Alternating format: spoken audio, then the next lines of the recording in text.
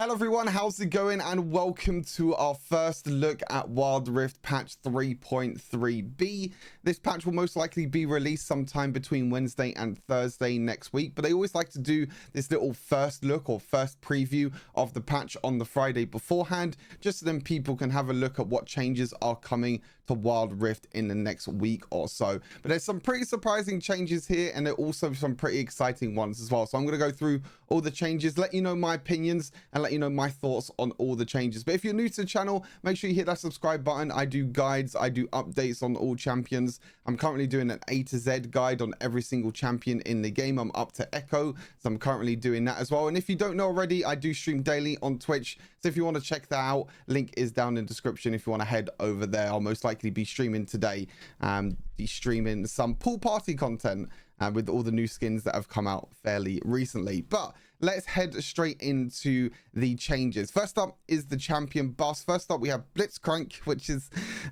quite funny, to be fair.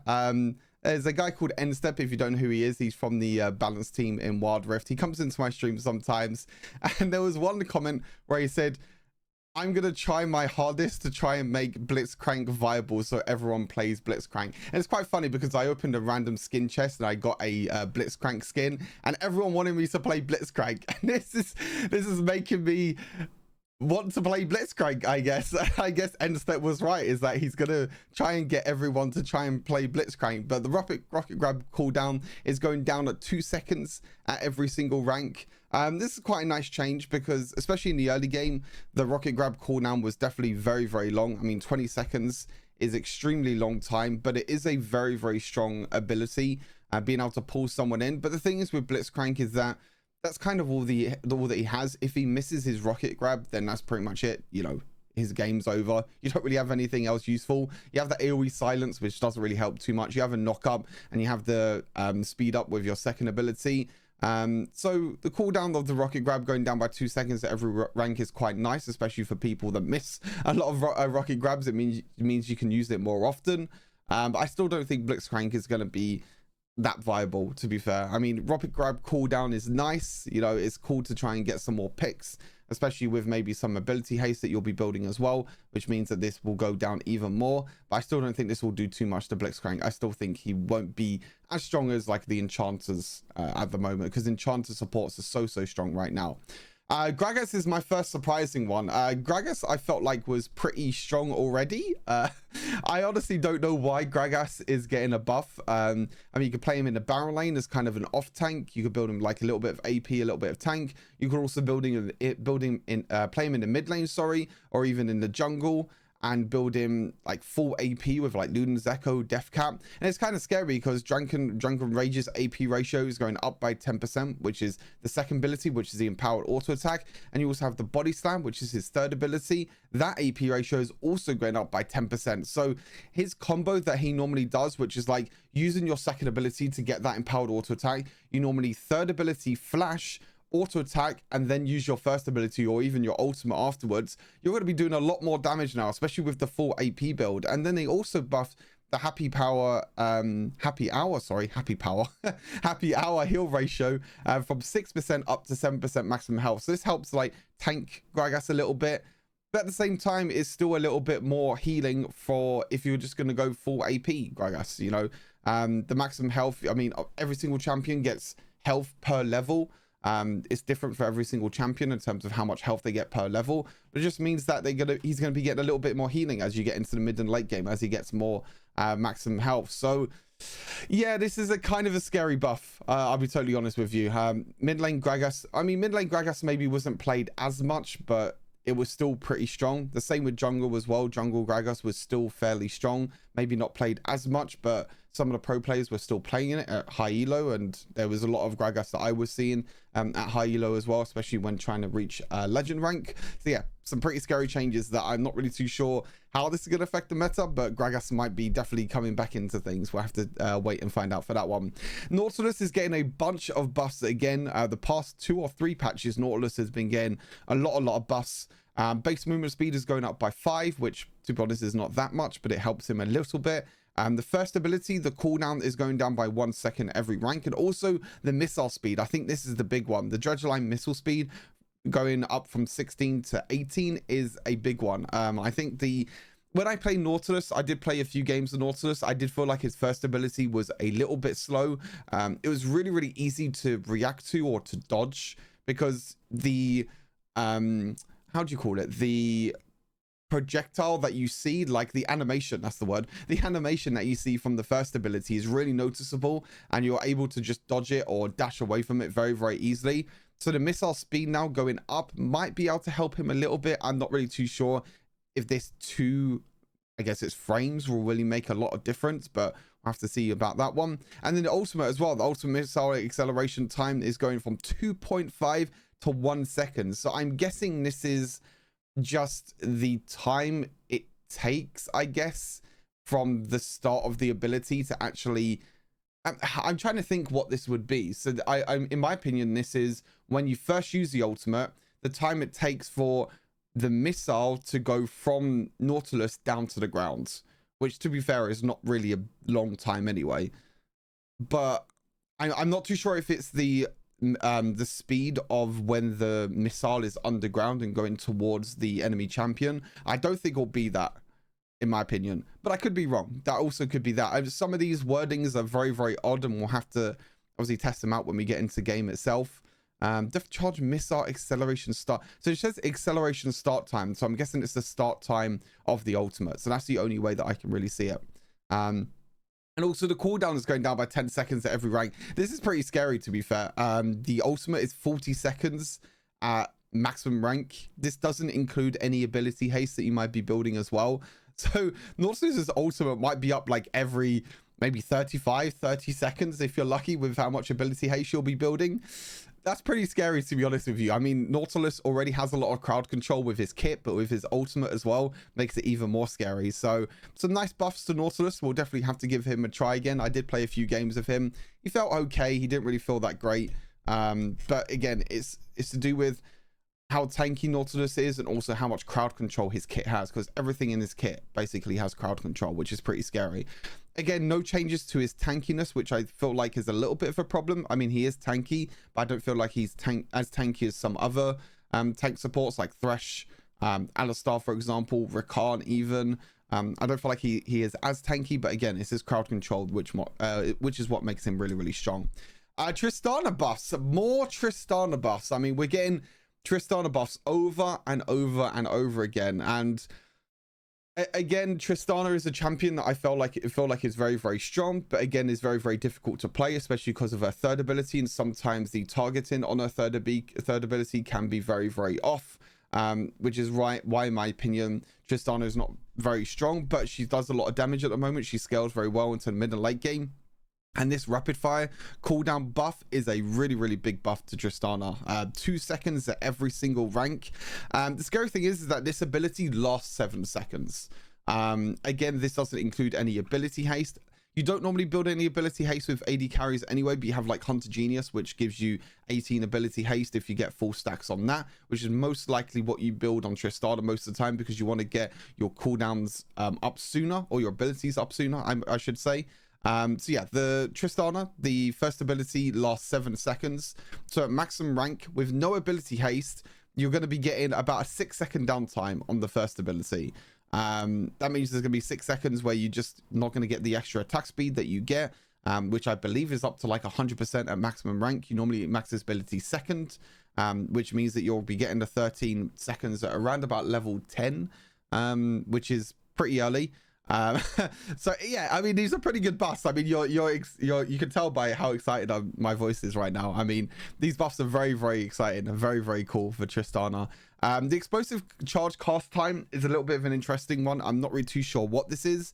I don't think 1 frame is going to make a lot of difference, but in my opinion, this is the time that it takes for Tristana to get her third ability once she activates it. So once you activate your third ability, you don't actually, the bomb doesn't actually go on the champion straight away. It's not like an instant as soon as you use the third ability. There is a little bit of a frame where the bomb has to travel from Tristana to the enemy champion. So in my opinion, that's what it is. But I don't think 1 frame is going to make a lot of difference. I don't think it's going to make any difference at all. I wouldn't really call this a buff, to be fair. But I mean, it might be a big change. Again, this is some of these wordings are very off, and some of them are very confusing to kind of judge whether they're buffs or whether they're just like maybe quality of life changes. It could be at the same time, but I think the first ability buff is really, really good. I'm really looking forward to playing Tristana again with these first ability buffs. So, you know, there might be a situation where you build like Navori quick blades now on Tristana, and maybe there's a situation where you're going to have no cooldown at all on the first ability. Like, you're just going to be able to use your first ability over and over again with Navori quick blades. That might be something we have to test out. We have to wait and see about that. Varus is an interesting one. So Varus hasn't really been played too much. I've not played a lot of Varus. I think I played one Varus since patch 3.3. His pick rate has definitely been a lot lower. His win rate, I'm not really too sure if that has actually gone lower or not, but you could definitely feel like Varus has definitely fallen out the meta a little bit. But to be honest, these changes are just going to bring him back into the meta. These are pretty big buffs to Varus. The passive, if you don't know, for Varus, I actually had to write this down to make sure I don't forget, because Varus's passive is a little bit of an interesting one. It's a passive that most people don't really know about. But Varus basically gains 40% attack speed on a champion kill or assist, and also he gains about 20% attack speed on non-champion kills. So that's like minions and monsters. Most people don't know this because most of the time you build Varus as lethality, so you don't really take any notice on the attack speed that you get on champion kills and takedowns, because most of the time you're just winding up your first ability, so that 5 seconds doesn't really mean too much. They are really pushing towards trying to get on hit Varus a thing, really pushing it. They're making the passive go from 5 seconds at every rank to now 5, 6, 7 and 10, which will basically mean 5 seconds level 1, 6 seconds to level 5, I believe, 7 seconds to level 10, and 8 seconds to level 15. That's the way that I would differentiate the levels. But again, I'm not really too sure about that. We'll have to wait until the full patch notes to see that. But making on hit Varus a lot scarier during the late game. That means that when you get a champion takedown, you're going to be getting the extra attack speed for 8 seconds instead of 5 seconds, which is a pretty big buff. The second ability cooldown is going from 25 seconds at every single rank to 16 seconds. I mean, even 22 seconds in early game, a 3-second buff in early game. Then, you know, you're gonna get 20 seconds, 18 seconds, 16 seconds when you get this ability maximum rank, which again is very scary. So the second ability is basically when you activate it, you still get the same stacks from the passive, but the stacks are going to basically get enhanced. You get like a little bit of enhanced damage on your second ability. So yeah, pretty scary. And then not only that, they also buffed the hail of arrows, which is his third ability. Again, 3 seconds in the early game, 2 seconds. You know, the late game is still the same. It's still 10 seconds, but a 3-second buff in the early game on the hail of arrows. I don't know what they're thinking with these Varus buffs, to be honest with you. I still don't think on hit Varus is going to be a thing, but the thing is that this still buffs in a way just Varus in general. Yes, it buffs on hit Varus a lot more than lethality Varus, but it still buffs Varus in general. You know, Blighted Quiver still worked really well with lethality Varus because you still get the enhanced damage anyway. The same with the passive as well. Getting the extra attack speed for 8 seconds means that when you use your ultimate, when you use your first ability, and maybe when you get a kill, maybe you're charging up the arrow and you're going to use it, but most of the time when you charge up the arrow, you're only going to be getting that duration of the attack speed for maybe like 2 seconds because you're charging up your arrows all the time. But this means that even after you charge your arrows, you can walk up and you can auto attack a lot quicker because the duration is going to be longer. And the same with Hail of Arrows. The laning phase for Hail of Arrows, the way you can spam this ability more often, especially with Manamune, is going to be a lot more now. So these buffs in general will buff Varus, and it will make Varus a lot stronger. And Varus is a champion, like I said, I haven't played a lot either, so I'm excited to try out Varus again once these buffs come in. Wukong, I'm not gonna lie, I saw this a little bit as well with Wukong. Increased range at which his dash can make over walls. There were some walls that I were like, okay, I can get over this wall. I completely whiffed it. I was like, nope, I'm not getting over this wall at all, and then I'd basically die. So there are some situations where I felt like Warrior Trickster should have gone over walls when it didn't, so maybe this is just a little bit of a buff to that. I wouldn't really call this a buff. This is more of like a quality of life change, in my opinion. I wouldn't really call this a buff. Yeah, this is just basically makes it so he can go over walls easier, but we'll have to see how things work. Right, on to champion nerfs. Kassadin, oh, this champion is a piece of shit. Sorry for my language. But I hate this champion so much. This champion is so disgusting. You know what scary thing is now is that there's this like new build that's coming out with Kassadin at the moment, which is like Rod of Ages, Fimbulwinter into like tank, like Frozen Heart as well. Basically just stacking a bunch of mana and basically becoming a tank. I think this is why they're nerfing the health per level a little bit. But the base health is mainly for laning phase. Laning phase, Kassadin never dies. You can never kill Kassadin laning phase. It's so hard to kill Kassadin. His second ability, the range on the second ability is so long that he could just farm at distance. You got his first ability and your third ability that you can use whenever you want to now. So Kassadin just farms at distance, doesn't really take a lot of damage because he's super tanky in the early game. You know, 610 base health was a lot. So they're reducing the base health by 40. They're also reducing the base health per level by 10, which means that it's going to be 140 at maximum rank. So that means that overall he's losing about 180 health in late game. Again, 140 health might not mean a lot because you're going to be getting a lot of health from like Rod of Ages, from even, you know, if you build tank Kassadin in a way as well, you're going to be getting more maximum health from that. But it's definitely nerfs the more damage style Kassadin build, where you see like Rod of Ages, Man Immune, Death Cap, these items as well. We'll have to see how this affects things. These are pretty big buffs, especially to laning phase Kassadin. Nerf, sorry, especially to laning phase Kassadin is a pretty big nerf. It means that maybe you could try and kill him now with the less 40 less health that he has, but we'll have to wait and see about that one. Kha'Zix, this doesn't do anything at all. 10% damage on the isolated targets. I don't think this 10% is going to do much at all. Kha'Zix still does disgusting damage. Kha'Zix will still do disgusting damage to isolated targets. Again, 10% damage is not going to do a lot. Yeah, it's still going to be fine. Like Kha'Zix is still going to be strong. Kha'Zix still clears the jungle really quickly. He can still clear up team fights as well with isolated targets. Yeah, I don't think this nerf is going to do too much to Kha'Zix. Yes, it's going to be a little bit of a nerf and you might be able to survive on 1 HP. And when you survive on 1 HP against Kha'Zix, you're like, ah, that's the nerf that came in. But to be honest, most of the time, he's still going to one-shot you. He still does disgusting damage. Lucian is finally getting a nerf, but I'll be honest with you, I don't think this nerf is enough. I think the strong part about Lucian at the moment is Kraken Slayer and his passive, and him being able to trade very easily during a laning phase. Yes, this is a nerf to laning phase Lucian in a way where the first ability is going up from 8 seconds up to 9.5 seconds.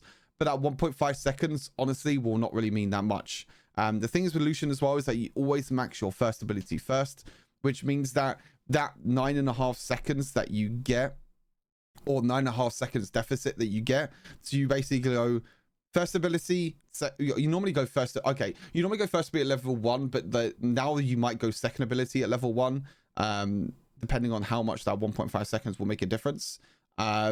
Then you normally go third ability for the dash. Then you normally go for the other ability where you didn't take the first or the second ability first.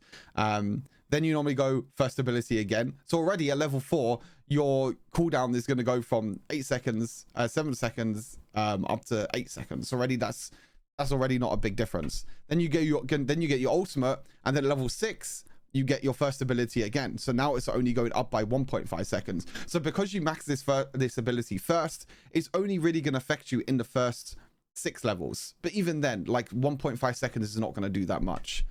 Because you level up so quickly in Wild Rift. You know, most of the time at First Dragon, you're already level 6. So I don't think it's going to mean too much. Yes, his laning phase is going to be weaker, but I don't think it's going to be that weak. That it's going to be, you know, Lucian's going to be pretty trash in a way. Shyvana nerf, base health per level, again the same as Kassadin, go down by 10 at every rank, which means it will go down by 140 at maximum level, or 150, 140, 2, 3, 4, 5, 6, 7, 8, 9, 10, 11, 12, 13, 14, 15, oh, 140, yeah, it is 140. I was just trying to do my maths. I didn't know, because you start at level 1 and you got up to level 15, that means that it's 14 times. Yeah, so it's 140. I was trying to do quick maths. And then burnout damage. Again, I don't think this nerf is going to do too much at all. Yes, this is like per second, so it's going to lose damage overall. This will slow down Shyvana's jungle clear speed by a little bit, but I don't think it will mean too much. You know, 5 less damage per second. I think it's per second if I remember correctly, but I don't think it's going to mean too much. I still think Shyvana is going to be really strong. I still think that she farms really quickly. She gets her stacks very quickly now as well, so because she can just clear the jungle quite very quickly. And yeah, I don't think it's going to be too much. Yes, she's going to be a little bit squishier during the late game, but you still build items like Trinity Force, Death's Dance as well, which will give you a little bit of tankiness. You can even go into a little bit of tankiness if you want to, like Sunfire Cape, if you really want to. But most of the time, I think this will still be fine for Shyvana. I still think Shyvana will be fine. I don't think the 5 damage will mean too much. Yuumi, on the other hand, is getting a pretty big nerf. I think this is probably the biggest nerf of the entire nerf patch for champions. The shield nerf is going down by quite a lot. It's going down between 25, well, it's going down by 25 now. So now instead of being 85 to 435, it's now 60 to 410. So it's basically going down by 25. So pretty big nerf to the shield. For those who don't know, the shield of passive is Yuumi. Like every single time the passive comes up, you can jump out of your ally, auto attack an enemy champion, you get a shield, and when you jump on an ally, that shield will then go to the ally. So it's insanely strong shield. It makes laning phase against Yuumi so annoying, and to be honest, it will still be really annoying because that's just how the champion works. The champion is just so annoying to deal with during laning phase. She has so much poke, she has so much trading. When she jumps out, when she uses her passive to get mana back, she also gives the shield over to her ally, her ADC target, and that makes her really strong. So even though it is a pretty big nerf, I still think she will be pretty annoying. And the same with Zumi's heal as well. The Zumi's heal is going down by 20 at every single rank. Again, this will hurt her more during the laning phase, but once she gets a few items like Staff of Fire Water, Ardent Sensor, items like that, or if you go like full AP Yuumi like Luna's Echo and Deathcap, again at that point of the game you won't really feel the effectiveness of the heal, I feel like, because you'll have enough AP there where the heal will still be strong enough and it will still be really good. So again, nothing more during the laning phase for Yuumi. Again, it will hurt her a little bit during the mid and late game, but again, by the time you get a few items, she'll still be really strong. Right, on to system items and nerfs. Device setup. Let's finish setting up. No, thank you. I don't know what that weird sound was. Anyway, system item buffs. Giant Slayer. Quick thing about Giant Slayer. Giant Slayer was okay-ish. The problem with Giant Slayer is that it was really hard to try and work out if champions will get up to 1,000 bonus health. 1,000 bonus health is quite a lot. And it was quite difficult at times for like bruises, for example, to get up to 1,000 health, because like you have Divine Sunder and Black Cleaver, which Divine Sunder gives you 400 bonus health and Black Cleaver gives you 350 bonus health. So overall that's 950 bonus health. So at 2 items with bruises, then you'll be able to get the 10% bonus damage. And it was like, okay, I was like, okay, after 2 items you can get 10% bonus damage, but now you get 2% bonus damage per 100 bonus maximum health, and it's still up to 10%. But this means now that champions only need to build 500 bonus health for you to get the extra 10% damage. That means that when Divine Sunderer finishes, that 400 bonus health, you're going to be getting 8% more damage. You're going to get 8% damage towards that target. 400 bonus health means that it's very close to 500 bonus health, and all they need to do is buy like another ruby crystal. But it also means that other items as well will be really strong. Like Giant Slayer will also be really strong against other items. Ardent Sensor gives you 350 bonus health. That's another item that will allow you to deal what's that, like 6%, about 5-6% bonus damage. Hull Breaker as well, another item that gives you health. Again, like I mentioned, Divine Sunderer and Black Cleaver. Now when you finish one item, once you finish the Black Cleaver as a bruiser, once you finish the Divine Sunderer, sorry, as a bruiser, the AD carry that has Giant Slayer, or the AP carry that has Giant Slayer, will be able to deal 8% bonus damage to you, which is a lot of damage. That's basically champion. That is basically champion. I've just realized that champion gives you 8% bonus damage.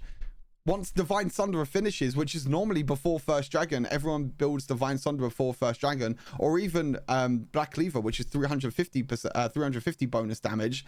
That's basically champion right there. I mean, Giant Slayer is basically a better version of champion, because champion is just high risk, high reward. Yes, it helps you during the laning phase, but Giant Slayer is just like, okay, you have Divine Sunderer, let me deal 8% bonus damage to you. It's not true damage, by the way. I said that wrong. Bonus damage to you. That's crazy. But yeah, I think Giant Slayer is going to be very cool. I think I'll definitely have to try this out. This will be really good against, you know, champions like Olaf, Camille, Renekton, any bruisers basically.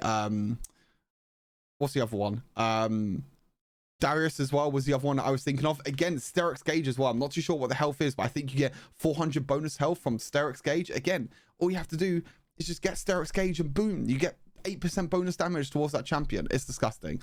I think Giant Slayer is going to be really, really good. But again, the problem is that the same tree is Hunter Vampirism. Hunter Vampirism is also very, very strong because you get a lot of AD and you also get a lot of physical vamp. So that's going to be a little bit difficult now, whether you decide to pick Giant Slayer or whether you decide to pick Hunter Vampirism. Demolish, interesting enough, is getting a buff. Maximum health damage on the towers is going from 25 to 30%. I think Demolish was already quite strong, to be honest with you. I think Demolish is really good in solo lanes and sometimes in mid lane against champions as well. But this is more buffing it towards tank players in a way. So champions maybe like Shen, like Malphite, that like to build more tank items. Demolish is going to do a little bit more damage. But I think Demolish is already quite strong in solo lane. I think it's really, really easy to proc Demolish. Once you get a kill, you could just walk up, get a Demolish proc. You can get maybe 2, maybe 3 tower platings from that, from the Demolish proc. And then if you have a jungler there with you, sometimes you can get the tower very, very quickly in the early game if you both have Demolish. So a little bit of a scary buff. I'm not gonna lie to you. A little bit of a scary buff. A very surprising buff because I thought Demolish was already strong.